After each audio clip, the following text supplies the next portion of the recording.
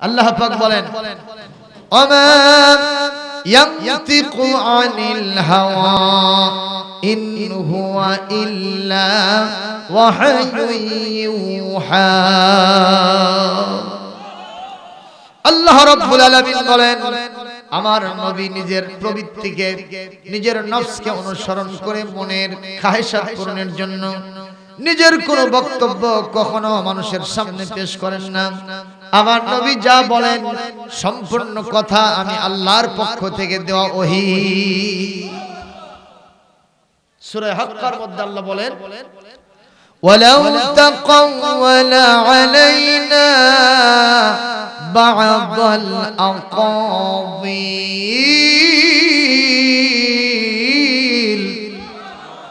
লাআখাযনা মিনহু বিল ইয়ামিন সুম্মা লাকাত'আনা মিনহুল ওয়াতীন।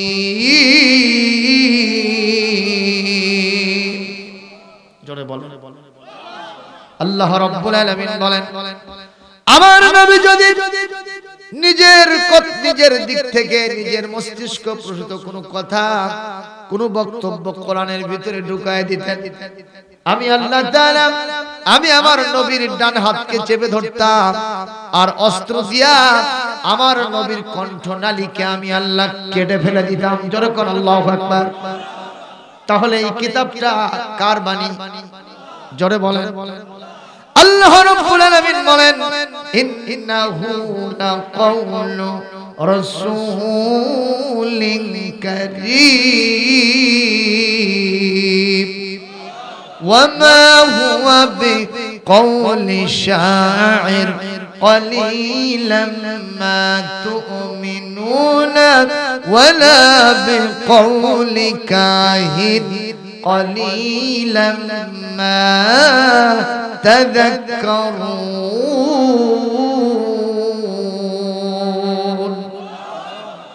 আল্লাহ পাক বলেন এটি সম্মানিত একজন বার্তাবাহক ফেরেশতা জিবরাইল আলাইহিস সালাম আমি আল্লাহর কাছ থেকে নিয়ে গিয়ে আমার নবীকে শোনায় দিয়েছেন। সুবহানাল্লাহ বলেন। এটি কোনো কবির কবিতা নয়, এটি কোনো গণকের গণক বিদ্যা, এটি কোনো পাগলের প্রলাপ নয়। চিৎকার দেবেন আল্লাহু আকবার, আওয়াজ দিয়ে বলবেন তাহলে এই কিতাব কার? সবাই বলে, জোরছে বলে, আরো জোরে, মহব্বতে, জিকিরে, ফিকিরে, তাকবীরে, মুসলগানে, মিছিলে, লিল্লাহি তাকবীর। ইনশাআল্লাহর নামে জোরে একটু তাকবীর ধরেন তো সবাই। পারবেন? সমস্যা নাই তো? জোরে সোরে হাত করেন এইভাবে, যেটা দিয়া ঘুষি মারা যায়। কিন্তু ঘুষি মারলে এক নম্বর আসামি আমি হতে পারি। ঘুষি মারবেন না, স্লোগান দিবেন শয়তানের বিরুদ্ধে। যত আওয়াজ আছে, যত শক্তি আছে সবগুলো খুলে দিবেন। পারবেন না? কার জন্য দিবেন? এই আওয়াজ আর শক্তি আমারে আপনারে দিয়েছেন কে? এই আওয়াজ আবার স্তীমিত করে দিতে পারেন কে? আজকে জীবন দিয়েছেন কে? আবার মরণ দিবেন কে? সে আল্লাহর জন্য সমস্ত স্লোগান হবে লিল্লাহি তাকবীর। এটা তো মুরগি জব করার তাকবীর হইছে, ইসলাম প্রতিষ্ঠিত করার তাকবীর দেন। নারে তাকবীর, নারে তাকবীর। আল কোরআনের আলো সারা দুনিয়ায় জ্বলো। কোরআন আছে যেখানে, আলেম ওলামা যেখানে, শয়তান আছে যেখানে, শয়তানের কালো হাত ভেঙে দাও, গুড়িয়ে দাও। শয়তানের রাস্তা নাও। নারে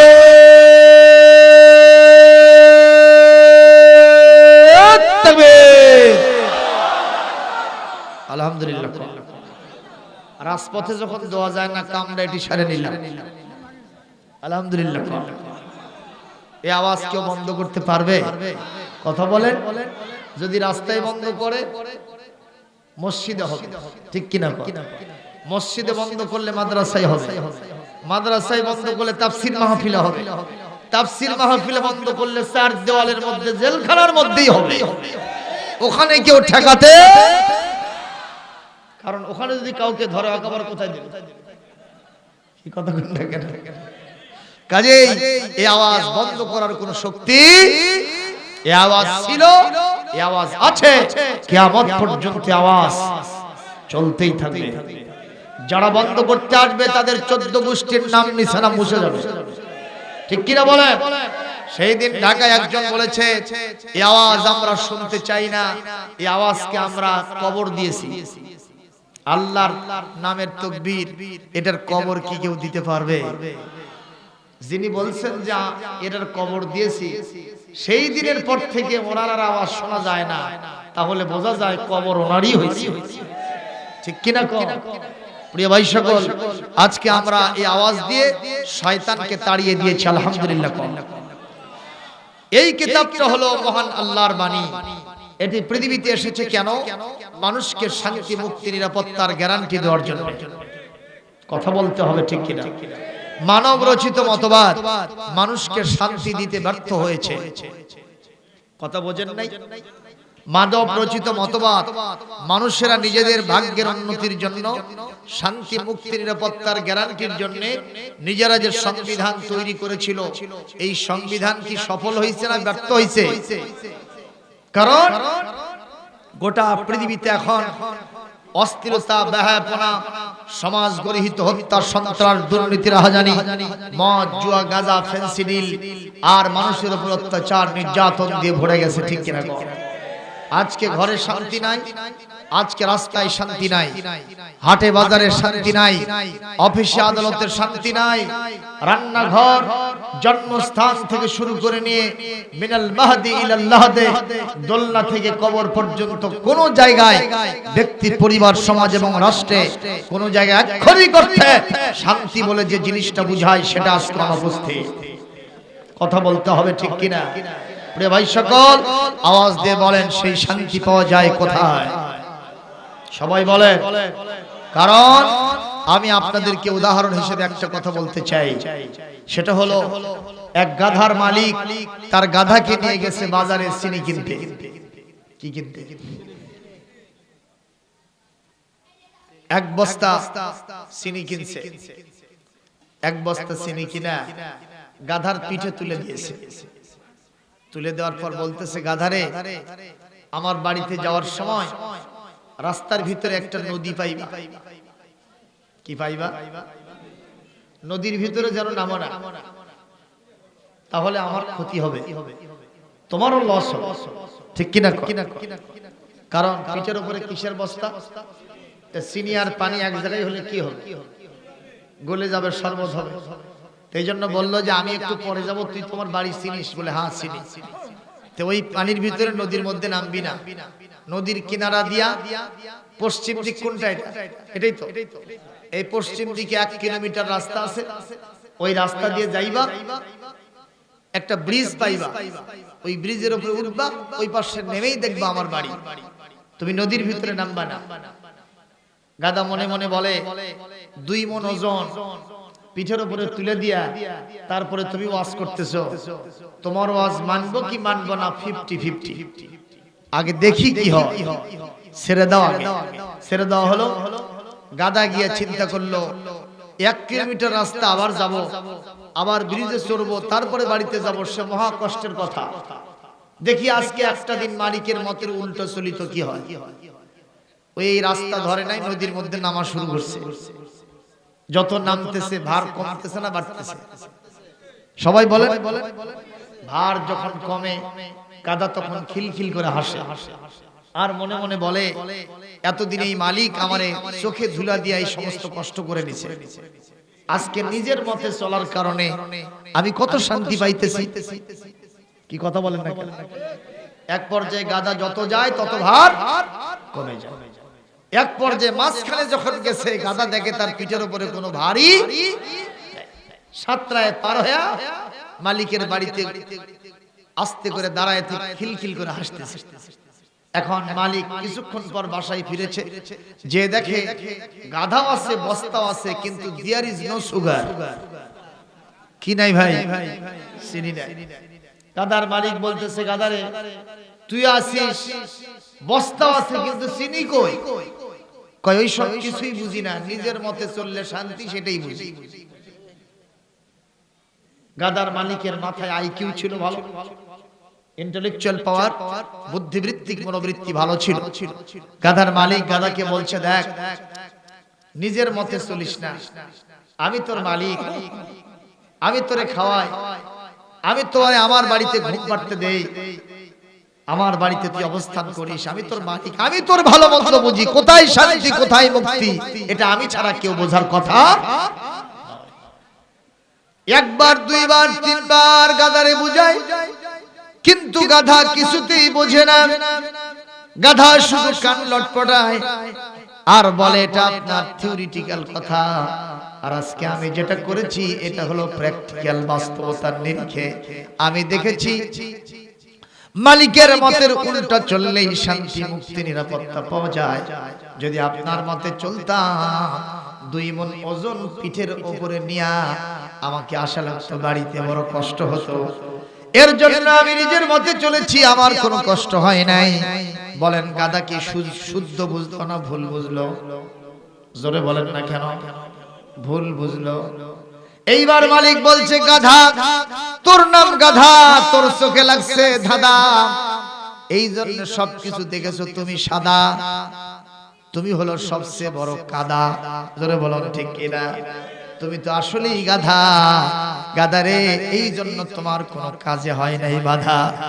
গাধা তুমি নিজের মতে চলো না, আমার মতেই চলো। কয় না, আমি চলবো না, চলবো না, আপনার বাড়িতেই খাবো, ওখানেই ঘুমাবো, আপনার সবকিছু নিয়ে থাকবো, কিন্তু যতদিন আপনি যা বলবেন তার উল্টো মতে আমি চলতে থাকবো।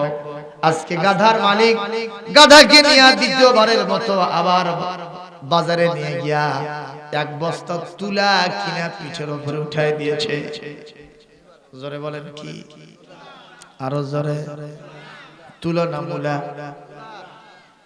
এখানে একজন বুঝতে সুলা, সুলা না তুলা কি উঠাই দিয়েছে? 1 বস্তা তুলা দিয়ে বলতেছে, গাধারে গতকালকার অষ্টাই করে দিলাম, আমার মতে চলিস, তোর শান্তি হবে। নদীর মধ্যে নামিস না, 1 কিলোমিটার রাস্তা আছে, পিচ ঢালা পথ, এদিক দিয়ে যাবি, ব্রিজের উপর উঠে আস্তে করে আমার বাড়িতে যাবি, তোর শান্তি হবে, নিরাপত্তা হবে, মুক্তি হবে। গাধা বলে, গতকালকে ছিল 2 মণ ওজন, নিজের মতে চলে যা শান্তি পাইছি, আজকে তো ভারী নাই, নিজের মতে চললে শান্তি আরো বেশি।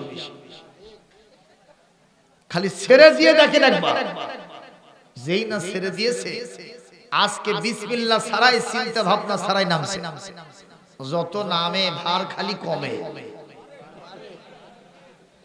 কি হয় ভাই?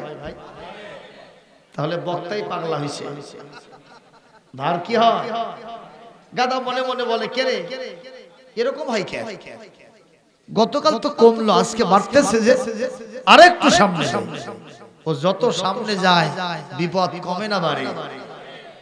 নাবিশ্বাস ছুটে গেছে, একবার নিচে নামে, আবার উপরে ওঠে, পানি খাইতে খাইতে সাঙ্গারের মতো বিরাট পেট হয়ে গেছে। কথা বলেন। এখন গাধার মালিক এসে দেখে, গাধা কার ভিতরে? নদীর ভিতরে। একবার উপরে ওঠে, একবার নিচে নামে, ফেরাউনের মতো হয়েছে। কার মতো? ফেরাউন কোথায় ডুবছিল? নীল দরিয়ায়। জোরে কর ঠিক কিনা? এক পর্যায়ে গাধার মালিক এই ব্রিজ দিয়ে পার হয়ে সামনে গিয়ে বলে, তাল হুনা ইয়া আইয়ুহাল হিমার, ওহে গাধা তুমি ওখানে কেন? তাড়াতাড়ি আসো আমার কাছে। Oh my dearest, come here at once, তাড়াতাড়ি এসো, আমি তোমাকে বরণ করে নিব, ফুলের মালা আমি তোমার জন্য রেডি করে রাখছি। গাধা বলে, মালিক আগে মাসাজ। তার মানে কি? কয় মালিক আমার অবস্থা চূড়ান্ত। কি হয়েছে? বলে, নিজের মতে চলতে গিয়া আজকে শান্তির চাইতে অশান্তি, আমার লাভের চাইতে লোকসান বেড়ে গেছে, আমার অবস্থা চূড়ান্ত, আপনি আমার একটু বাঁচান। গাধার যে অবস্থা হয়েছে, আল্লাহ রাব্বুল আলামিন কোরআনে কারীমের 30 নম্বর পারা সূরাতুল আলার 13-14 নম্বর আয়াতের ভিতরে বলেছেন লা ইয়ামুতু ফিহা ওয়ালা ইয়াহয়া। আল্লাহ রাব্বুল আলামিন বলেন গাধার অবস্থা এমন, সে বাঁচেও না মরেও না, জীবন মরণ সমস্যা, জোরে বল ঠিক কিনা। এই পৃথিবীতে এক পর্যায়ে এই গাধার মালিক গাধাকে বলতেছে, গাধা তোমার দাবি কি সেটা বলো। বলে আমার দাবি হলো আপনি আমাকে উদ্ধার করেন, এরপরে আপনি আমারে যা বলবেন তার অন্যথা করব না। আমার ফাইনাল ডিসিশন, মালিকের মতে চললে শান্তি, আর মালিকের মতের উল্টো চললে অশান্তি। জোরে কোন ঠিক কিনা। এইবার গাধা তার মালিককে, মালিক তার গাধাকে উঠায়া এই মুহূর্তে তারে এই সবক দিল, আর কোনদিন গাধা যেমন তার মালিকের মতে উল্টো চলে না। মুসলমান জবাব দিবেন আমাদের একজন মালিক আছেন, তার নাম কি? আরো জোরে সবাই বলেন মহব্বতে। সেই মালিক, সে আল্লাহর একটা মত এবং পথ আছে না নাই? সেই মত পথের নাম কি? সবাই বলেন। এই কোরআনের মতে চললে শান্তি না অশান্তি? কোরআনের মতের উল্টা চললে শান্তি না অশান্তি? আপনারা কোরআনের পক্ষে না বিপক্ষে? কারা কারা কোরআনের পক্ষে আছেন তো হাত তুলে আল্লাহকে দেখান। লিল্লাহি তাকবীর, লিল্লাহি তাকবীর। আল কোরআনের আলো সারা বিশ্বে জানো, কোরআন আছে যেখানে। লিল্লাহি তাকবীর। ফামান তাবিআ হুদায়া ফালা খাউফুন আলাইহিম ওয়ালা হুম ইয়াহজানুন। আল্লাহ রাব্বুল আলামিন সূরাতুল বাকারার 38 নম্বর আয়াতের ভিতরে বলেন, যারা আমার এই হেদায়েতটা মেনে চলবে তাদের খাওয়া পড়া, শিক্ষা, চিকিৎসা, বাসস্থান, ফান্ডামেন্টাল রাইটের কোনো চিন্তা থাকবে না, কোনো সমস্যা থাকবে না। ওয়ালা হুম ইয়াহজানুন, তাদের কোনো চিন্তা থাকবে না, এবং তাদের জেনার ভয়, হত্যার ভয়, চুরির ভয়, ডাকাতির ভয়, সন্ত্রাসের ভয়, হত্যার ভয়, কোনো ভয় থাকবে না। ভয় মুক্ত, চিন্তা মুক্ত, শান্তির জীবন তারা উপহার পাবে। সুবহানাল্লাহ। আজকে এই জন্য আমি কোরআন থেকে ওয়াজ করতে চাই, তাতে কি আপনাদের কোনো আপত্তি পাই?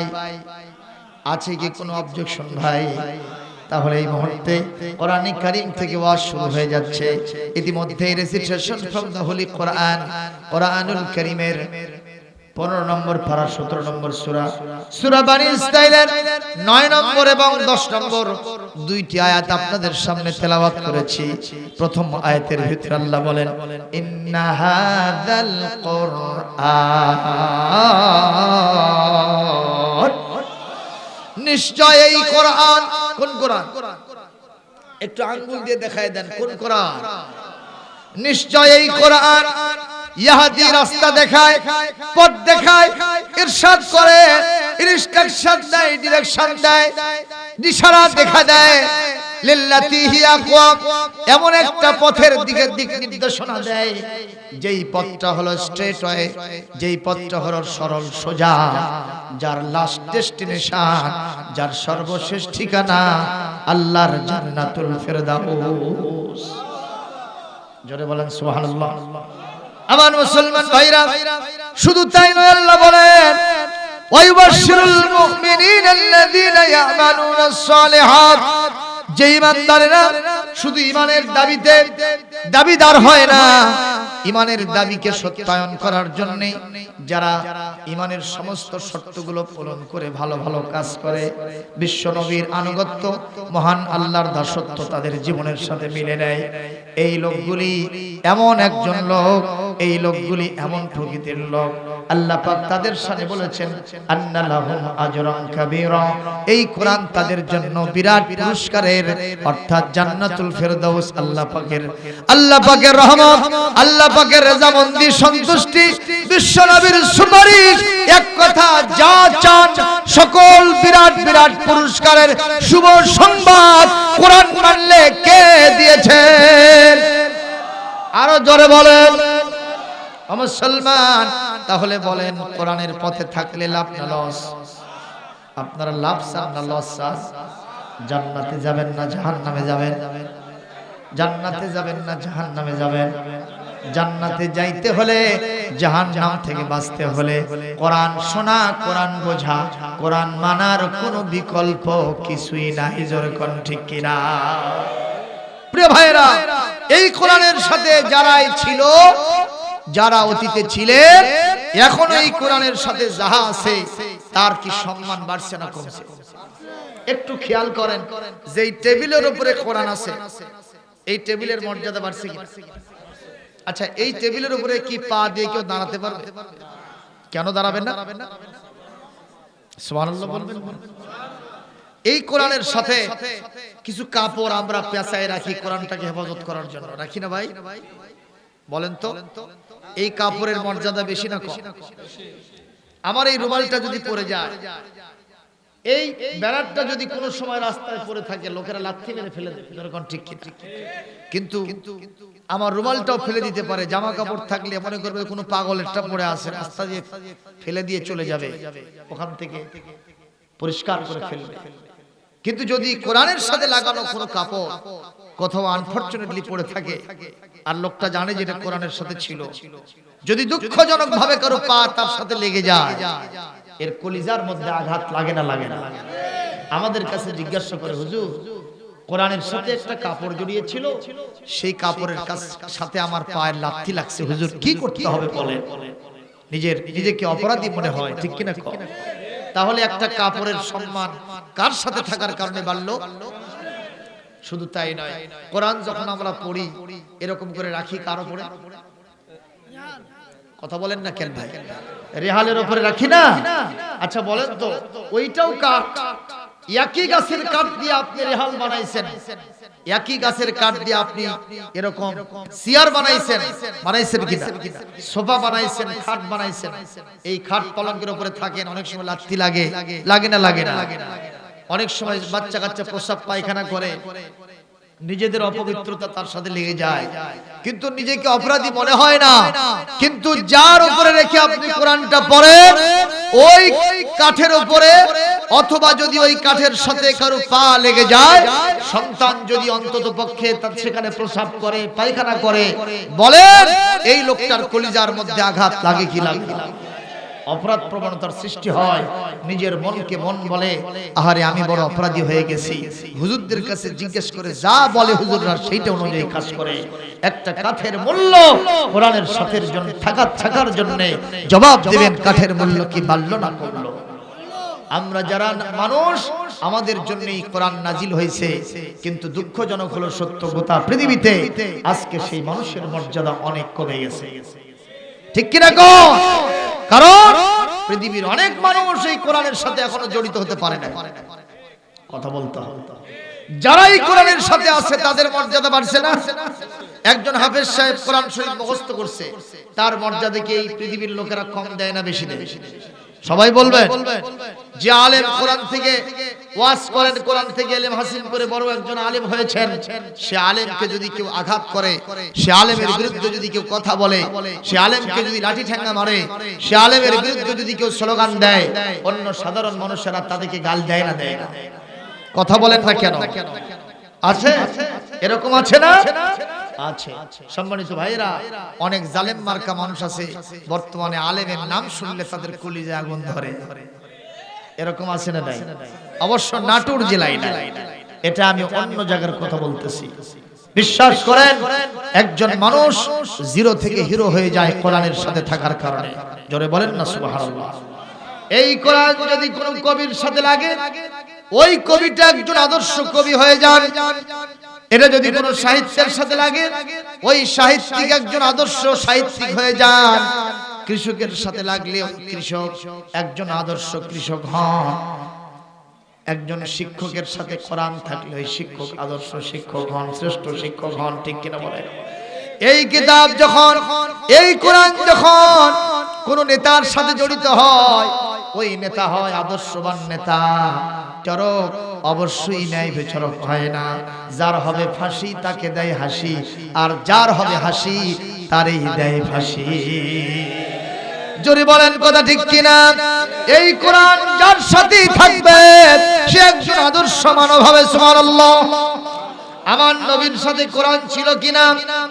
এই জন্য আমার নবী একজন মহানুভব নেতা ছিলেন, আদর্শিক নেতা ছিলেন। আমার নবীর চরিত্র শুধু ফুলের মতো নয়, ফুলের চাইতেও পবিত্র ঘোষণা করেছেন কে? ওয়া ইন্নাকা লাআলা খুলুকিন আযীম। আর জোরে বলেন না আল্লাহু আকবার, আর জোরে বলেন না আল্লাহু আকবার। এখান থেকে বুঝলাম এই কোরআন যার সাথে যাবে তার চরিত্র অনেক উন্নত হবে। ঠিক কিনা বলে? আজকে আমি সব শ্রেণী পেশার মানুষকে নিয়ে কথা বলতে পারবো না, দুইটি শ্রেণীর মানুষ নিয়ে কথা বলবো। নেতার সাথে থাকলে সেই নেতার মর্যাদা কত হয় এটা বুঝাবো। দুই নম্বর, এই কোরআন যদি কোনো বিচারকের সাথে থাকে সেই বিচারক কতটা ন্যায় ইনসাফ ভিত্তিক বিচার করে আমি সেটা আজকে বুঝাবো। আপনারা কি আমাকে কিছু সময় দিবেন? কষ্ট হচ্ছে না তো ভাইজান? সময় লাগবে, সমস্যা হচ্ছে কি আপনাদের? আমার আলোচনা শুনতে আবার বলছি, রাজি আছেন তো? আমি 1 ঘন্টা আলোচনা করতে চাচ্ছি, এর ভিতরে শেষ করব ইনশাআল্লাহ। প্রিয় ভাইরা আমার, একটু বলেন, আমার বিশ্ব নবী সাল্লাল্লাহু আলাইহি ওয়াসাল্লাম তিনি এই কোরআন যখন পাইলেন আল্লাহ পাক তাকে কত বড় মাপের লিডার বানাইলেন। আমরা তো বলি ফুলের মতো পবিত্র না, ফুলের মতো পবিত্র হলে ফুলের ভিতরে অনেক সময় অপবিত্রতা লাগে না? লাগে না? ফুল যদি রাস্তার পাশে থাকে, রাস্তার ধুলাবালি ফুলের উপরে পড়বে না? ফুল যদি উন্মুক্ত পরিবেশে থাকে, আকাশ দিয়ে পাখিরা উড়ে যেতে যদি পায়খানা করে, বলেন তো ফুলের উপরে পড়বে কিনা? তাহলে বোঝা গেল যে ফুলও অনেক সময় অপবিত্র হয়ে যায়। কিন্তু আমার নবীর চরিত্র কি কখনো অপবিত্র হয়েছে? এই জন্য একজন কবি বলছে কত সুন্দর করে, জীবনে কখনো তুমি মিথ্যা বলনি, তাই তো তোমায় পেতে কাঁদে ধরণী। জীবনে কখনো তুমি মিথ্যা বলনি, তাই তো তোমায় পেতে কাঁদে ধরণী। তোমারই মতো নেতা পেতে পৃথিবী আকুল, হে রাসূল হে নেতা হে রাসূল। আল্লাহুম্মা সাল্লি আলা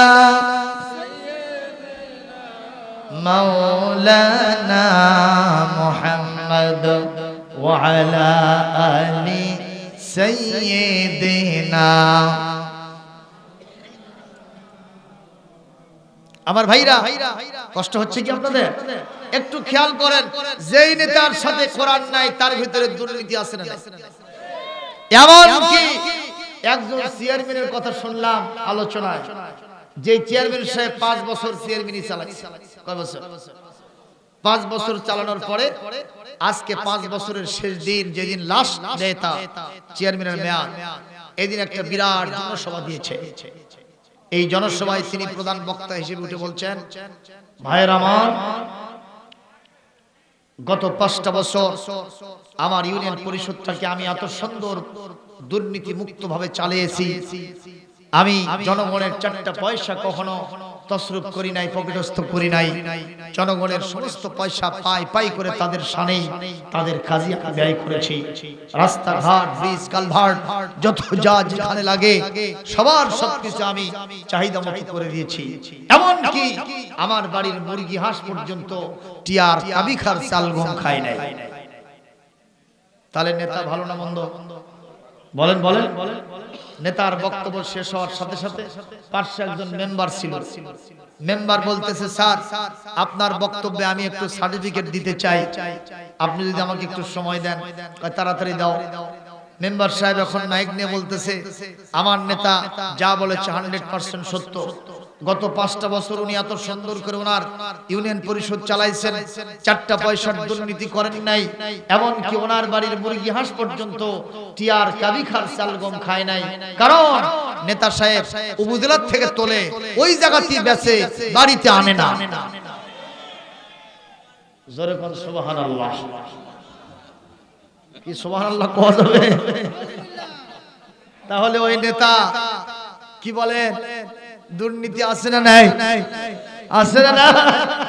যেহেতু এই নেতার সাথে কি ছিল না, জোরে বলে, এই জন্য এই নেতাকে ধরেছে শয়তান। ঠিক কি না বলে? আমার আল্লাহর ঘোষণা সূরা যুখরুফ 36 নম্বর আয়াত, ওয়া মান ইয়াশু আন যিকরির রাহমানি নুকাইয়িদ লাহু শাইতানা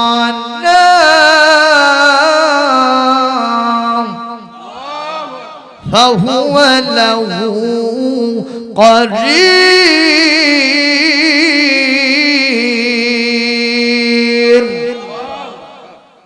আল্লাহ পাক বলেন, যারা আমার কোরআন থেকে দূরে সরে যাবে, কোরআনের সাথে সম্পর্ক থাকবে না, কোরআন থেকে মুখ ফিরিয়ে নেবে, আমি আল্লাহ তাদের জন্য একজন বন্ধু হিসেবে শয়তান নিযুক্ত করে দেই।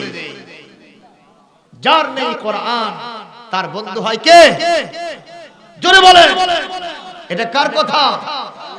সূরা যুখরুফ 36 নম্বর আয়াত আপনারা পড়ে দেখবেন। কাজেই এই শয়তান, এই লোকটা যেখানে যেখানে যাবে শয়তান তাকে সেখানেই ধরবে। শিক্ষক হলে ক্লাসে গিয়ে ফাঁকি দেবে, কৃষক হলে জমির আইল ঠেলবে, ব্যবসায়ী হলে খাদ্যে ভেজাল, ওজনে কম, ক্রেতা সাধারণকে ঠকাবে, টয়লেট পেপার দিয়ে ছানা বানাবে, কাঠের গুঁড়ো দিয়ে জিরা বানাবে, লাল মাটি দিয়ে হলুদ বানাবে। কথা কয় না? আর বিভিন্ন দ্রব্য সামগ্রীতে ফরমালিন মিশাবে। আছে না? জোরে বলে। এই ব্যক্তি যদি একজন বিচারকের আসনে বসে, কোরআন না থাকার কারণে এক চোখে তেল বেচবে আর এক চোখে লবণ বেচবে। কথা বলে। এই নেতার সাথে, এই ব্যক্তির সাথে যদি কোরআন না থাকে, আর সেই ব্যক্তি যদি সর্বোচ্চ মানের লিডার হয়, আকাশচুম্বী জনপ্রিয়তা হয়, তারপরেও বলবো এই লোক শুধুমাত্র তার জীবনে জুলুম আর নির্যাতনকে নিজের জীবনের সাথে মিলাই নেবে, আদালত ইনসাফ কখনো বুঝতে পারবে না। ঠিক কিনা? আছে না নাই? প্রিয় ভাইরা আমার, এইজন্য কোরআনের সাথে আমার বিশ্বনবী ছিলেন, এইজন্য তার চরিত্রটা কেমন আজকে একটা ঘটনার মাধ্যমে আপনাদেরকে বলতে চাই। বদরের যুদ্ধের 7 দিন পর, কয়দিন? 7 দিন পার হয়ে গেছে। কাফেরদের একজন লিডার ছিল যার নাম উমাইর ইবনে ওয়াহাব। এই উমাইর ইবনে ওয়াহাব কাফেরদের গুপ্তচর বাহিনী ছিল। মুসলমানদের খবরগুলো নিয়ে এসে চুরি করে করে কাফেরদের কাছে দিত। লোকটা ভালো না কালো? এর থেকে বড় কালো আর হতে পারে না। বদরের যুদ্ধে বিজয় হয়েছে কার? মুসলমানদের না কাফেরদের? মুসলমানদের সৈন্য সংখ্যা কত ছিল? 313। জোরে বলেন। আর কাফেরদের ছিল 1000। মুসলমানদের বিজয় দিয়েছেন কে? এখন ও ওখান থেকে পালাই আসছে, নিজেকে কোনো মতো বাঁচায় নিয়ে। মাত্র 14 জন মুসলমান শহীদ হয়েছিলেন, আর কাফেরদের অন্তত 70 জন কচু কাটা হয়ে জাহান্নামে চলে গেছে। জোরে বলেন আল্লাহু আকবার। আর মুসলমান শহীদ হয়েছে কয়জন? 14 জন। 1000 এর উপরে 313 কে বিজয় দান করেছেন আমার আল্লাহ সুবহানাল্লাহ। এখনো তার সন্তান ওয়াহাবকে মুসলমানদের হাতে বন্দী করে রেখে আসছে। 7 দিন পরে চিন্তা করলো একটু কাবার মূর্তি থেকে বরকত নিতে যায়। মূর্তির ভিতরে কোনো বরকত আছে? বলেন বলেন। প্রতিমা। এখন ওইটাতে বরকত নিতে গেছে। কাবাতে ওরা রেখেছিল 1 নয় 2 নয় 360টা মূর্তি। ঠিক কিনা? এখন ঘুরতেছে, হাজরে আসওয়াদের পাশে দিয়ে ঘুরতেছে, তাওয়াফ করতেছে। এটা তো তাওয়াফ না, মূর্তির বরকত দিচ্ছে। আসলে বরকত নাই, গজব ছাড়া কিছু নাই। যেরকম ঠিক কিনা? এটা অনেক উদাহরণ আছে ইসলামের ইতিহাসে, যাক সেগুলো বলি না। এক পর্যায়ে এদিক দিয়ে আবার যখন হাজরে আসওয়াদের কাছে আসছে, দেখে উমাইয়ার ছেলে সাফওয়ান ইবনে মুআত্তাল, না সাফওয়ান ইবনে উমাইয়া, সে ওখানে বসে আছে এবং খুব হাজিনান চিন্তিত অবস্থায়। জিজ্ঞেস করলো, নেতাজি, ইয়া সাইয়্যিদ কুরাইশ, আম সাবহান, শুভ সকাল, তুমি লিমা জালাস্তা হুনা হাজিনান, এখানে চিন্তিত অবস্থায় তুমি কেন বসে আছো? তখন বলতেছে, উমাইর, তুমি কি জানো না 7 দিন আগে বদরের যুদ্ধ হলো? বলে, হ্যাঁ হলো তো। এই বদরের যুদ্ধে মুসলমানদের সৈন্য সংখ্যা কম ছিল, মাত্র 313 জন, আর আমাদের ছিল 1000। আমার বুঝে আসতেছে না এই 313 জন কিভাবে 1000-এর বিরুদ্ধে বিজয় লাভ করলো। এমনকি আমাদের বাঘা বাঘা লিডার আবু জেহেল, আমার বাপ উমাইয়া সহ সবগুলো কবরের ভিতরে ঢুকায় গেছে, সবগুলো কালিবে বদরের ভিতরে বিশ্বনবী মুহাম্মদ সাল্লাল্লাহু আলাইহি সাল্লাম হুরুম গাজে ভিতরে ঢুকাইছে। জীবনে আমরা তাদেরকে আর খুঁজে পাবো না। এই বিজয়টা তাদের কেমনে হলো, আমি এই কথা চিন্তা করতে করতে এখানে বসে আছি। এক পর্যায়ে বলছে, শোনো, তোমার চিন্তা তো আমার। কি চিন্তা? কয় যে আমি কোনো মতো জান নিয়ে পালাই আসছি, কিন্তু আমার কলিজার টুকরো টুকরো সন্তান যে মুসলমানদের হাতে বন্দী আছে। তে বলতেছে, তুমি কি করতে চাও? কথাটা মনোযোগ না দিয়ে কিন্তু বুঝতে পারবেন না। মনোযোগ আছে তো ভাই? মনোযোগ না দিলে কথা বুঝতে ডিস্টার্ব হলে তাহলে কায়দা হবে না, বেকায়দা হবে। ঠিক কিনা? যেমন আমাদের ওই বগুড়া রেল স্টেশনে 2 জন যাত্রী ট্রেনের সিটে চেপে বসছে, একজন ম্যাডাম, একটা স্যার। একটা স্টেশন গেছে, স্যার ওই ম্যাডামের কাছে আসছে চেকার, এসে বলছে, চেকার বলছে, oh my madam, give me your ticket, একটু টিকিটটা দেন, চেক করে নেই। ম্যাডাম বলতেছে, আমারটা মাসিক। কি বলছে? যেই মাসিক বলছে আর টিকিট দেখে নাই, মোকামুখ সোকা খেয়ে চলে গেছে। তো কিছুক্ষণ পর ওই স্যারের কাছে এসে বলছে, sir give me your ticket, টিকিটটা দেন, একটু চেক করি। স্যার বলছে, আমারটা 1 শিরা। কয় শিরা? যেই বলছে 1 শিরা, তখন চেকার সাহেব বড় বড় চোখ বের করে, এই মিয়া, টিকিটের সাথে 1 শের 2 শের সম্পর্ক কি? কাজে মিয়া, পাশের একজন ম্যাডামকে তুমি টিকিট দেখতে চাইলা, আর সেই ম্যাডাম তোমাকে মাসিক বলল আর তুমি টিকিট দেখলে না, তাকে ছেড়ে দিয়ে চলে গেলা। এরকম একটা অসুখ যে আমার আছে, আমি সেটা বলছে জন্য আবার ব্যাখ্যা দেওয়া লাগবে না? 100 মারো। এই মিয়া, তুমি কি বলো?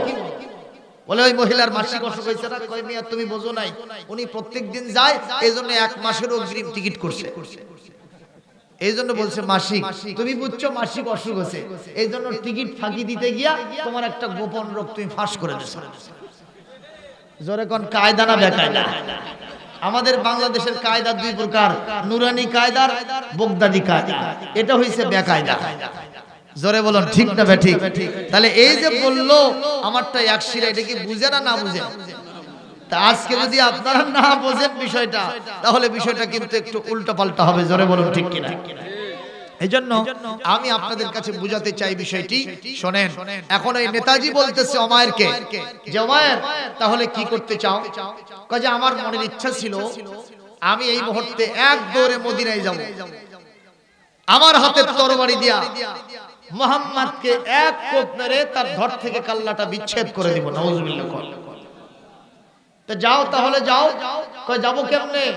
এতগুলো ঋণের বোঝা আমার মাথায় আছে, আমার এক পাল সন্তান সন্ততি, আমার বিবি, বাড়ি ঘর, এগুলো নিয়ে আমার টেনশন, কেমনে যাই? এগুলোর দায়িত্ব যদি কেউ নিত, তাহলে আমি এক দৌড়ে মুহাম্মাদের কাছে গিয়ে তার দফা রফা করে দিতাম। ওটা কি মানুষ না শয়তান? কথা বলে। আমার নবীকে যারা মারতে চায়, নবী আনা দায়িত্ব যারা পালন করে, তাদের উপরে যারা শত্রুতার মনোভাব পোষণ করে, এরা মানুষ হতে পারে না, শয়তানের চাইতে নিকৃষ্ট ছাড়া কিছু হতে পারে না। কথা বলেন না কেন মিয়া? এখন ওই নেতাজি বলছে, শোনো, তোমার কোনো টেনশন নেই, there is no tension for you about this matter, এই বিষয়ে তোমাকে কোনো চিন্তা করতে হবে না, তোমার ঋণের বোঝা আমি মাথায় নিয়ে নিলাম, তারপরে তোমার সন্তান সন্ততিকে আমার এক অন্নবর্তী করে নিলাম, শুধু তাই নয়, তোমার বিবিকে আমি নিয়ে নিলাম। কি মজা আছে না? ও তো মাথায় ঘিলু নাই, বুঝছে যে ঠিক আছে, ওই লাফে উঠছে, তাই বলে তুমি এই মুহূর্তে চলে যাও, তোমার সমস্ত চাহিদা আমি পূরণ করব, টাকা পয়সা নগদে বাগিতে সব দেব, কিন্তু যদি তুমি মুহাম্মদকে মারতে পারো আমি আজকে গর্বিত হয়ে যাব, তোমাকেও পুরস্কারে ভূষিত করব। চিৎকার দিয়ে বলেন নাউজুবিল্লাহ। আমার নবীকে কেউ মারতে পারবে না, গ্যারান্টি কে দিয়েছে? সবাই বলেন। এই পৃথিবীতে নবিয়ানা দায়িত্ব যারা পালন করে তাদেরকেও মারার যারা স্বপ্ন দেখে এরা বোকার স্বর্গে বাস করে, কারণ এরা জিন্দা মরা, এরা একবারে মরে পাউশ হয় না। আল্লাহ নিজে বলেন ওয়ালা তাকুলু লিমান ইউকতালু ফি সাবিলিল্লাহ আমওয়াতা, জোরে কর আল্লাহু আকবার।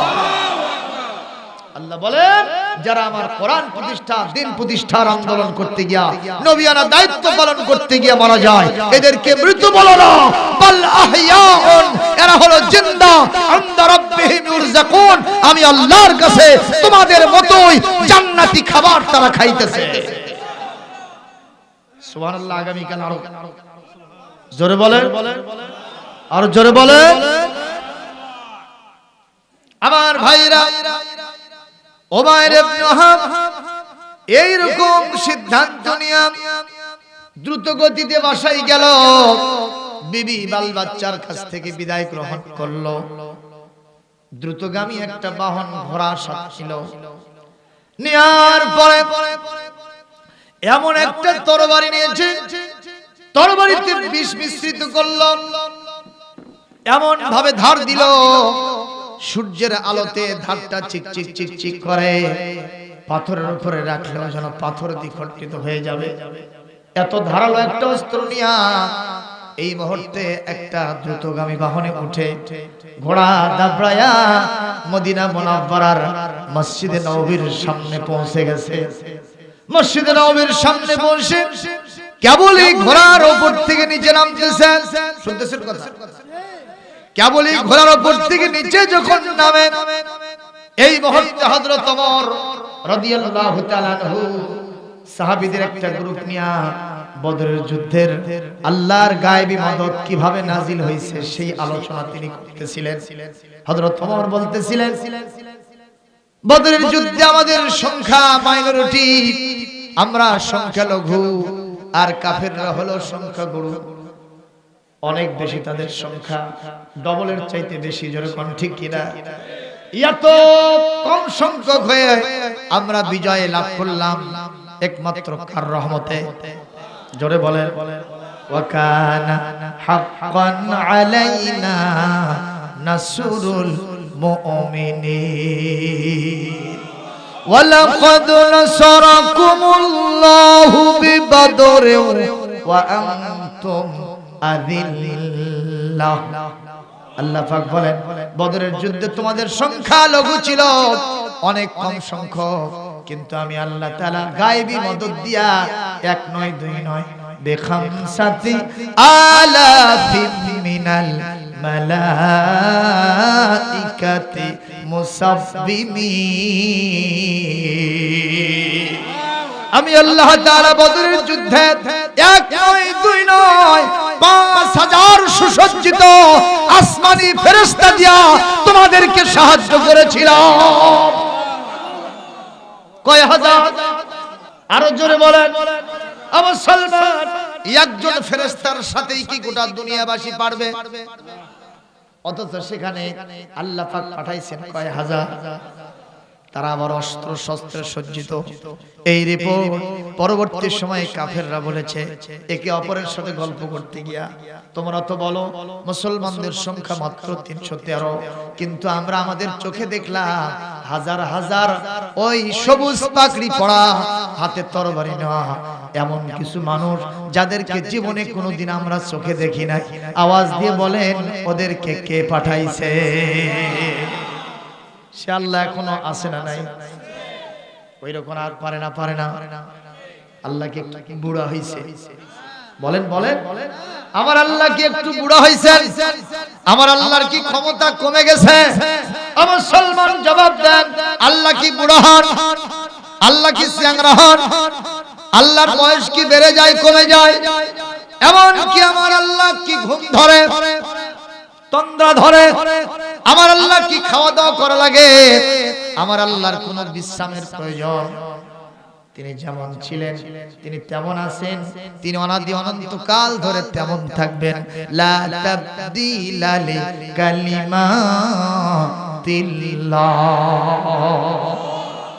আমার সুন্নতের ভিতরে, আমার নিয়ম নীতির ভিতরে এতটুকু কোনো পরিবর্তন নাই। জোরে বলুন আল্লাহু আকবার।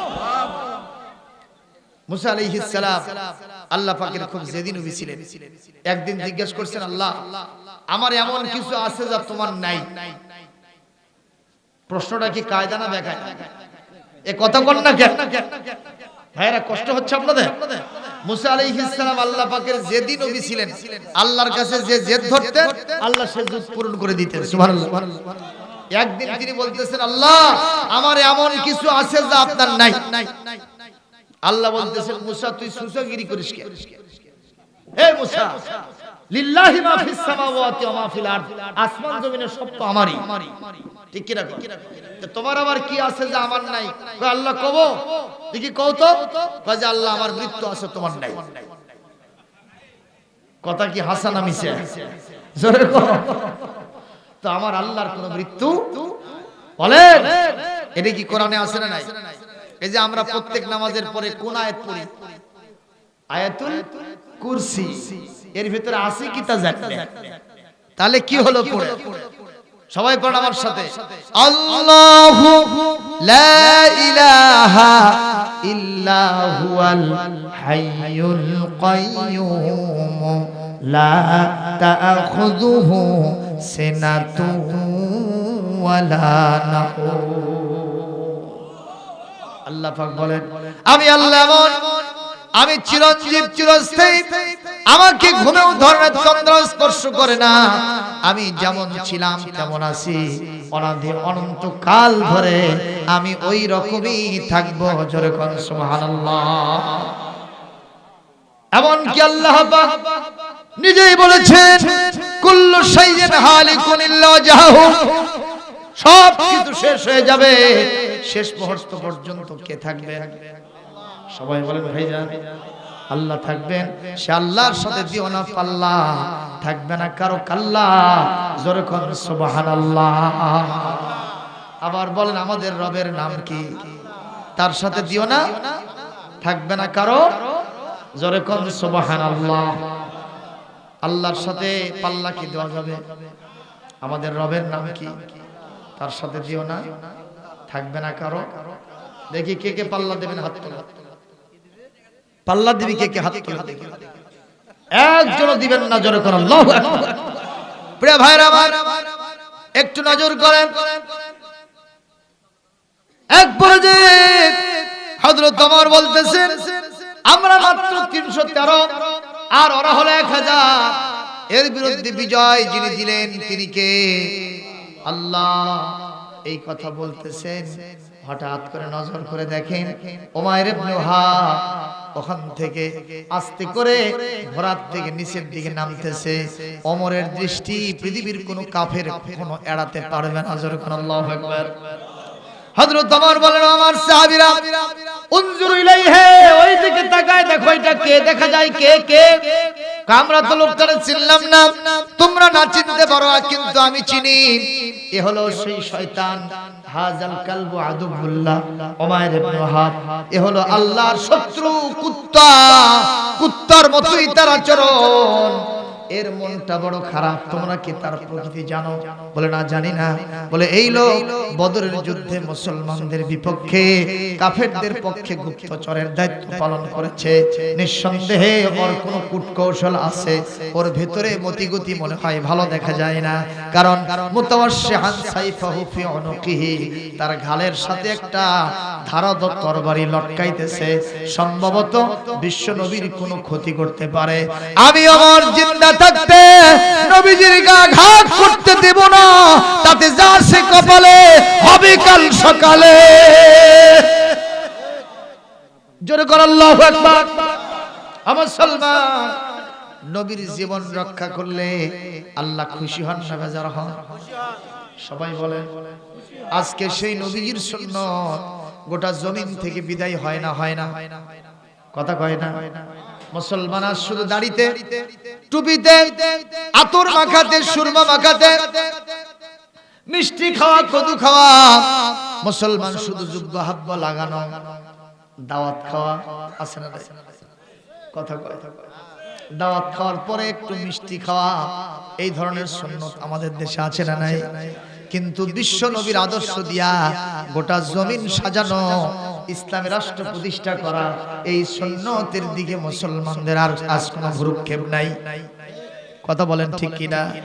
এজন্য একজন কবি আফসোস করে বলেছেন, সুন্নত নয় শুধু দাওয়াতের মেহমান, শুধু খাওয়া শেষে মধু পান, আরো কিছু সুন্নত আছে তুমি জানো কি?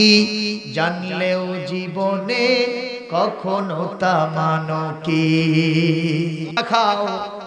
ওনারা আমাকে নিয়ে গেলেন ওই রাস্তায়, যাওয়ার পরে বললেন, হুজুর এটাই সেই রাস্তা। বিশ্ব নবীকে যখন ওরা গ্রহণ করে নাই, নবী তখন এই রাস্তায় চলতেছিলেন। তায়েফের দায়িত্বশীল ব্যক্তিবর্গ, নেতারা নবীর বিরুদ্ধে সন্ত্রাসী বাহিনীকে লেলিয়ে দিল। তোমরা সকলে মিলে এই মুহাম্মদকে সোজা গায়ে সুস্থ শরীরে মক্কায় যাইতে দিবা না, চতুর্দিক থেকে পাথরের বৃষ্টি মারবা। চিৎকার দিয়ে বলেন নাউজুবিল্লাহ।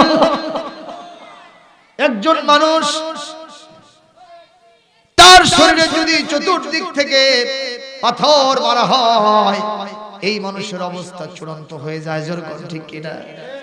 সেক্ষেত্রে আমার নবীর চেহারা আমাদের থেকে ভালো ছিল না, খারাপ ছিল? আম্মা জান আয়েশা বলেছেন, এই পৃথিবীতে ওই মিশরের সুন্দরী নারীরা হযরত ইউসুফ আলাইহিস সালামের চেহারা দেখতে গিয়া ওরা ফল কাটতে গিয়ে আঙ্গুল কেটেছিল, ঠিক কিনা বলেন? ওই নারীরা যদি আজকে আমার বিশ্ব নবীকে, আমার স্বামীকে যদি তারা দেখতো, আঙ্গুল কাটতে কাটতে কোন মুহূর্তে তাদের কলিজা কেটে যেত, ওরা টের পেত না। আমার নবী এতটাই সুন্দর ছিলেন। জোরে কোন সুবহানাল্লাহ, জোরে কোন সুবহানাল্লাহ।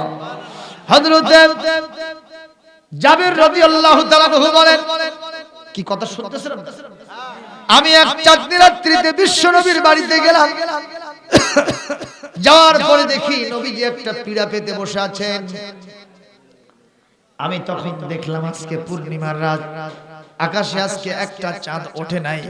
আমার কাছে মনে হলো আকাশে আজকে দুইটা চাঁদ উদিত হয়েছে। একটা হলো আমার বিশ্ব নবীর চাঁদ মোবারক, আরেকটা হলো আকাশের পূর্ণিমার চাঁদ।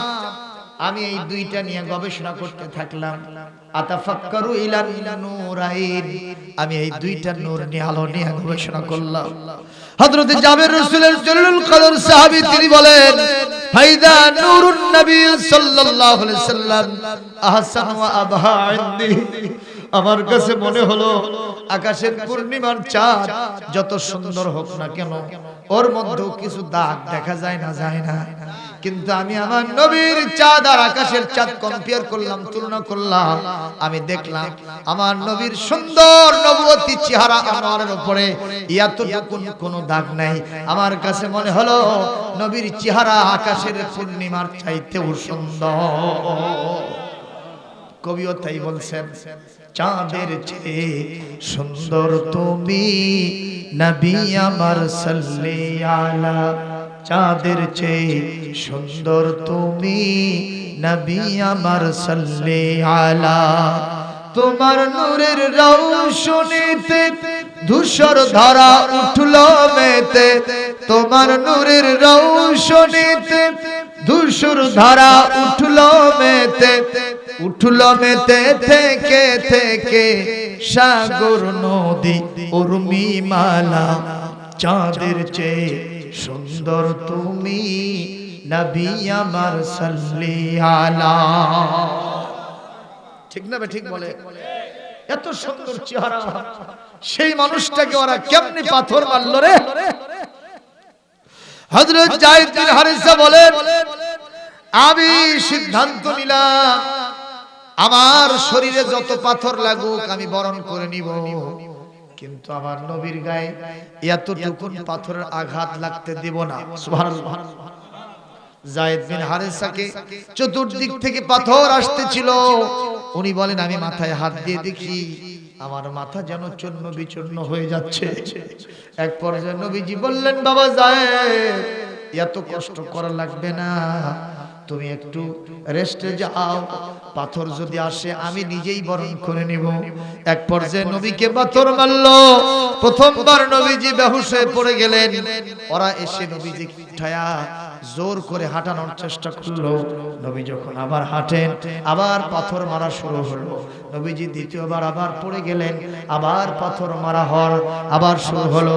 নবীজি তৃতীয়বার এত বেশি আঘাত পেলেন, একটা পাথরের উপরে পড়ে গেলেন, প্রকাণ্ড একটা বড় পাথর। ওই পাথরের উপরে নবীজি পড়ে গেলেন। পড়ে যাওয়ার সাথে সাথে ওই মুহূর্তে নবীজির শরীর থেকে সবচেয়ে বেশি রক্তটা ওখানে পড়লো। অনেকক্ষণ বেহুশ হয়ে থাকলেন। আমার মুআল্লিম বললেন, হুজুর দেখেন দেখেন, এই যে পাথরের মধ্যে লাল টকটকা দাগ দেখা যায় কি যায় না? আমি বললাম দেখা যাইতেছে। বলে এই দাগই হলো আমার বিশ্ব নবীর রক্তের দাগ। আজ ১৫০০ বছর পেরিয়ে গেছে, এই দাগটা আজও মুছে যায় না। আল্লাহ পাক দাগটা রেখেছেন এই জন্য, পৃথিবীর কাফির বেদিনরা নবীকে কত কষ্ট দিয়েছে।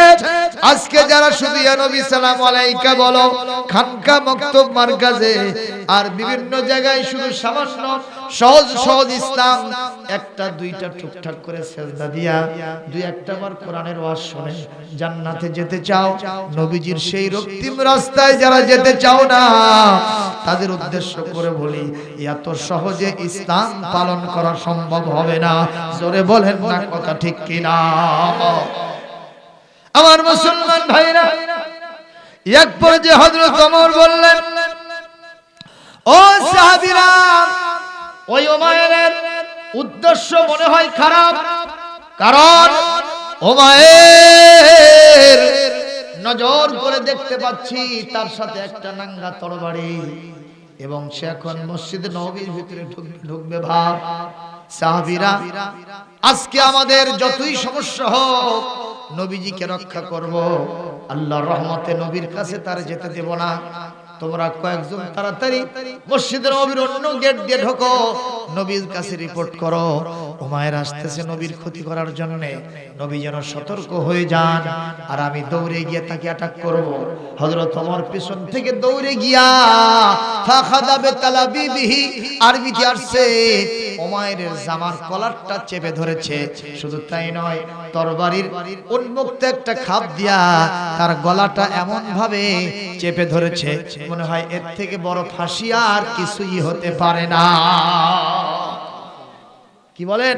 ওমর যদি কাউকে চেপে ধরে, ওর থেকে বড় ফাঁসি আর কিছু আছে? কথা বলেন, কথা বলেন। যে ওমরকে দেখে শয়তান পর্যন্ত ওই রাস্তায় 40 দিন পর্যন্ত হাঁটতে পারে না। সুবহানাল্লাহ বললেন না? সে ওমর মার্কা মুসলমান দরকার আছে না নাই? একজন কবি বলছে, দাও খোদা দাও আবার আমায় ওমর দারাজ দিল, দাও খোদা দাও আবার আমায় ওমর দারাজ দিল, দাও আলীর মতো বীর সেনানী, আলীর মতো বীর সেনানী জাগাতে নিখিল, দাও খোদা দাও আবার আমায় ওমর দারাজ দিল। জোরে কোন সুবহানাল্লাহ, জোরে বলেন আমিন। সাহাবীদের একটা গ্রুপ দৌড়ে গিয়ে আমার বিশ্বনবীকে রিপোর্ট করলেন, হুজুর ওমর ইবনে ওয়াহাব নামক এক কাফেরদের গুপ্তচর উন্মুক্ত তরবারি নিয়ে মসজিদে নববীতে ঢুকতেছে, সম্ভবত আপনার কোনো ক্ষতি করতে পারে, আপনি সতর্ক হয়ে যান। হুজুর বললেন, কোথায় ওমর? বলে আসতেছে, তাড়াতাড়ি আসতে দাও, আমি বিশ্বনবী তোমাদের সামনে ঘোষণা করছি, আমাকে রক্ষা করার দায়িত্ব স্বয়ং আল্লাহ রাব্বুল আলামিন গ্রহণ করেছে, আর আল্লাহ যদি কারো দায়িত্ব নেয় তার ক্ষতি কেউ করতে, তোমরা সব সরে যাও, ওরে আমার কাছে আসতে দাও। সুবহানাল্লাহ বলবেন, বলবেন সুবহানাল্লাহ। কিন্তু হযরত ওমর কি ধরছে? কথা বলেন না, কলার ধরছে আর তরবারির খাপ দিয়া গলা চেপে ধরছে। এর থেকে বড় ফাঁসি আর কিছুই মনে হয় ওরা আজরাইল ধরছে, ঠিক কি না? এখনো উর্দুর সার এরকম জিবা বের হয়ে গেছে। বিশ্ব নবী, রহমতের নবী, করুণার ছবি দেখতেছেন ওমর এমন ভাবে ধরছে আর বাসা মরার সময় হুজুর বলতেছেন, বাবা ওমর দাও, আতলিকহু, ওমর তাকে ছেড়ে দাও, তাকে উন্মুক্ত পরিবেশে আমার কাছে আসতে দাও। সুবহানাল্লাহ বলবেন না? যেই লোকটা নবীকে মারতে আসতেছে, নবী তার সামনে বলতেছেন ওই লোকটা কষ্ট পাচ্ছে, এ ওমর এইভাবে ধরছো কেন? ওমর কষ্ট পাচ্ছে, আমি সহ্য করতে পারছি না, সে আমার শত্রু হোক না কেন, কিন্তু তাকে ভাবে ধরছো, সে এখন মারা যাবে, মারা যাবে, ছেড়ে দাও, ছেড়ে দাও, দাও আতলিকহু, তুমি তাকে ছেড়ে দাও, ছেড়ে দাও, উন্মুক্ত পরিবেশে আমার কাছে আসতে যাও। জোরে বলেন না মারহাবা। কিন্তু ওমর ছাড়ে না। কেন ছাড়ে না? হযরত ওমরের চিন্তা, ছেড়ে দেওয়ার সাথে সাথে এক দৌড়ে গিয়ে নবীকে কোপ মেরে কাল্লা বিচ্ছেদ করে দেবে। আমার ওমর পেছন থেকে সরেন না। হুজুর ধমক দিয়ে বলেন, আমার কথার উল্টা করবা না, অন্যথা করবা না, আমি যেটা বলি তাড়াতাড়ি সেটাই করো, তাড়াতাড়ি পেছন থেকে সরে যাও, ওর কলার ছেড়ে দাও, এবং তুমি যে তরবারির খাপ দিয়ে তার গলাটা পেঁচে ধরে সেটাও ছেড়ে দাও, উন্মুক্ত পরিবেশে আসতে দাও। তুমি যেটা দেখতেছো আমি তা দেখতেছি না, ও আমার কাছে তার সমস্ত কিছু বিক্রি করে দেওয়ার জন্যই আসতেছে। জোরে বলেন না সুবহানাল্লাহ। এক পর্যায়ে উমার ইবনে ওয়াহাব নবীর কাছে আসলো, নবীজি খপ করে তার হাতটা ধরলেন। এই ঘটনা শেষ পর্যন্ত শুনবেন না, সামান্য আর 5 মিনিট লাগবে, তালি শেষ হয়ে যাবে। শুনবেন নাকি মোনাজাত দিব? আমার ভাইরা, উমাইরের হাতটা বিশ্বনবী খপ করে ধরে বললেন, উমাইর লিমাযা জিতা হুনা, কেন তুমি এখানে আসছো? উমাইর বলতেছে, হুজুর আমি আসছি একটা কারণে। কি কারণ? বলে আমার ছেলেটা আপনার কাছে বন্দী আছে, আমি তাকে মুক্ত করার জন্য আসছি, আপনার সাথে ধ্যান দরবার করব জন্য। এটা কি সত্যি না মিথ্যা? কথা বলে। হুজুর বললেন, উমাইর তাহলে ফালা বালুস সাইফিল্লাযী ফি উনুকিক, তোমার ঘাড়ের সাথে যে তরবারিটা লটকায় এটা কেন? কথা কয় না। তুমি আসছো ধ্যান দরবার করতে, কিন্তু তরবারি কেন লটকায়, এটা কেন আসছো বলো? উমাইর বলতেছে, হুজুর এই রকম তরবারি দেখে কি আপনি ভয় পান? সাপ সিধা না উল্টো? আমার নবী বললেন, উমাইর কি কও? দুনিয়ার কোন অস্ত্রকে আমি নবী ভয় করি না, কারণ আমার কাছে যে অস্ত্র আছে, দুনিয়ার সব অস্ত্র এই অস্ত্রকে দেখে ভয় করে। আমার সে অস্ত্রের নাম হলো আল্লাহর উপরে ঈমান। মুসলমানদের ঈমানি অস্ত্র হলো সবচেয়ে বড় অস্ত্র।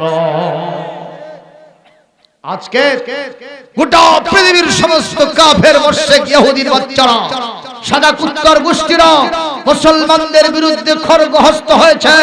মুসলমানদের উপর অত্যাচার চলে চীনে, অত্যাচার চলে আমাদের পার্শ্ববর্তী দেশে, তাদেরকে পিটিয়ে সাপের মতো হত্যা করছে, মসজিদগুলো জ্বালিয়ে দিচ্ছে, মন্দির স্থাপনের সিদ্ধান্ত নিয়েছে। আমরা বলতে চাই, তোমাদের কামান, বন্দুক, কাঁটা রাইফেল, ওই বোমা, কিরিচ দেখে আমরা ভয় পাই না। আমাদের সাথে যে অস্ত্র আছে, এই ঈমান নামক অস্ত্রের সাথে তোমাদের সব অস্ত্র ফেল হয়ে যাবে। মুসলমান ঠিক কিনা?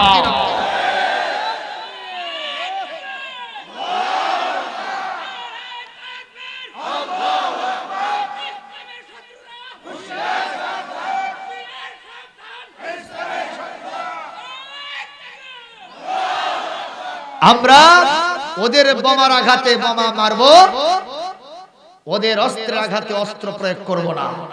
একটা অস্ত্র প্রয়োগ করব, সেটা হলো আমাদের ঈমানি অস্ত্র। জোরে করো আল্লাহু আকবার। কথা বলেন ঠিক কিনা? ওই দেশে ওরা আমাদের মুসলমানদের মারতেছে জন্য আমরা কি আমাদের এই দেশের হিন্দুদেরকে মারবো? তাদের গায়ে একটা ঢিল ছুড়ব? তাদের মন্দিরে আঘাত করব? এটা ইসলামের ঐতিহ্য, শিক্ষা, আদর্শ? কথা বলেন। সম্মানিত ভাইরা একটু শুনেন। আমার রাসূল বললেন, ফামা বালু সাইফিল্লাযী ফি উনুকিক, এই তরবারি কেন? বলে তরবারিকে ভয় পায়? কয় না, আমার ঈমানের কাছে ওই সব তরবারি কিছুই না। সুবহানাল্লাহ সুবহানাল্লাহ। তো বলতেছে তাহলে তুমি কি জন্য আসছো বলো বলো বলো। কয় না, আমি তিন সত্যি বলছি, আমি আসছি শুধুমাত্র আমার ছেলেটাকে মুক্ত করার জন্য, আপনার সাথে ধ্যান দরবার করার জন্য। নবীজি বলছেন তুমি তিনবার মিথ্যা বলেছো, সত্যটা কি আমি বলবো? সুবহানাল্লাহ। সত্যটা কি আমি বলবো? কয় বলেন তো দেখি। কয় যে বলবো, বলেন। কয় শোনো, গতকালকে সকালবেলা, এই কথাটা ভালো করে শোনেন, গতকালকে সকালবেলা তুমি কাবা তওয়াফ করতে গেছিলে না? কথাগুলো মিলায় নেন না কেন? তুমি সকালবেলা কাবা তওয়াফ করতে গেছিলা? বলে হ্যাঁ গেছিলাম। ওখানে মূর্তি থেকে বরকত নেওয়ার জন্য কাবা তওয়াফ শুরু করছিলা? বলে হ্যাঁ। ওই ওখানে থেকে যে হাজরে আসওয়াদের পাশে ওই সাফওয়ান ইবনে উমাইয়ার সাথে দেখা হয়েছিল, নেতার সাথে কয় হয়েছিল। তো নেতা কি অবস্থায় ছিল? কয় চিন্তিত অবস্থায়। হ্যাঁ চিন্তিত অবস্থায় ছিল। তুমি নেতাজিকে বললা মুসলমানদের এত বিজয় কেমনে হলো অল্প সংখ্যক সারা সত্ত্বেও? ওই নেতার তুমি একমত হয়ে গেলা। তুমি বললা যে আমি এক দৌড় মারতাম, এই তরবারি দিয়ে মুহাম্মাদের কল্লা আঘাত করতাম, ধর থেকে কল্লা বিচ্ছেদ করতাম, আমার সন্তানদেরকে নিয়ে আসতাম, আর মুসলমানদের নাম নিশানা পৃথিবী থেকে মুছে দিতাম। বলো তো কথাটা কি হাসা না মিছা? ওই লোক তখন খালি আশ্চর্য হচ্ছে, আর চোখ থেকে দরদর করে পানি পড়তেছে, আর এখন থরথর করে কাঁপতেছে। বলতেছে ইয়া রাসূলুল্লাহ, ইয়া হাবিবাল্লাহ, মান আলামাকে হাযা, মান আলামাকা হাযা। গতকাল আমি আর আমার ওই নেতা দুইজন যখন এটা নিয়ে পরামর্শ করি, আমাদের মধ্যে একটা চুক্তি হয়েছিল, ওয়ালা তাত্তালি আলাইহি আহাদা উকতুব হাদিসানা, আমাদের এই কথাটা গোপনে রাখো, কাউকে বলে দিও না, কাউকে বলো না। আর আমি তো ওখান থেকে এসে তাড়াতাড়ি এখানে হাজির হইছি, এখন টেলিফোন মোবাইলের কোনো যুগ নয়। কিভাবে আপনি এই কথাগুলো জানলেন? তাড়াতাড়ি বলেন, আপনি এই কথাগুলো কেমনে জানলেন? কেমনে আপনাকে কে জানিয়ে দিল? আপনি বলেন। বলে না, এটা তো আমি বলতে পারি না, তুমি বলো। সঙ্গে সঙ্গে মায়ের বলতেছেন আমার বিশ্বাস হয়ে গেছে, এতদিন যখন আপনি 30 পারা কোরআন আমাদের সামনে তেলাওয়াত করে করে শোনান, আমরা বলতাম এই কোরআন আপনি নিজেই হাত দিয়ে বানাইছেন, লিখেছেন, মন থেকে আপনি এটা আবিষ্কার করেছেন। কিন্তু আজকে বুঝলাম এই গোপনীয় ঘটনাটা যিনি আপনাকে জানিয়ে দিয়েছেন সেই আল্লাহ আপনার উপরে 30 পারা কোরআন নাজিল করেছে। আরো জোরে কোন আল্লাহু আকবার। মুসলমান, আমি এই ঘটনার সামনে আরো অনেক বড় আছে, শেষ করতে পারবো না, শুধুমাত্র এখান থেকে সবক দিলাম। আমার বিশ্বনবী কোন কিতাব পড়ে নেতা হয়েছিলেন? কোন কিতাবের আইন মেনে নেতা হয়েছিলেন? এই কিতাবের আইন যদি আজকেও আমাদের নেতারা মানত, এই নেতারা এক একজন জান্নাতের নেতৃত্ব দিতে পারত। সুবহানাল্লাহ। আজকে আমরা আহ্বান জানাবো, আসুন কোরআন পড়ি, কোরআন বুঝি, কোরআনের ভিত্তিতে ব্যক্তি, পরিবার, সমাজ এবং রাষ্ট্রকে গড়ে তুলি। জোরে বলি আল্লাহুম্মা আমিন। একটু জিকির করেন সুবহানাল্লাহ, আলহামদুলিল্লাহ। কি করতে হবে এখন?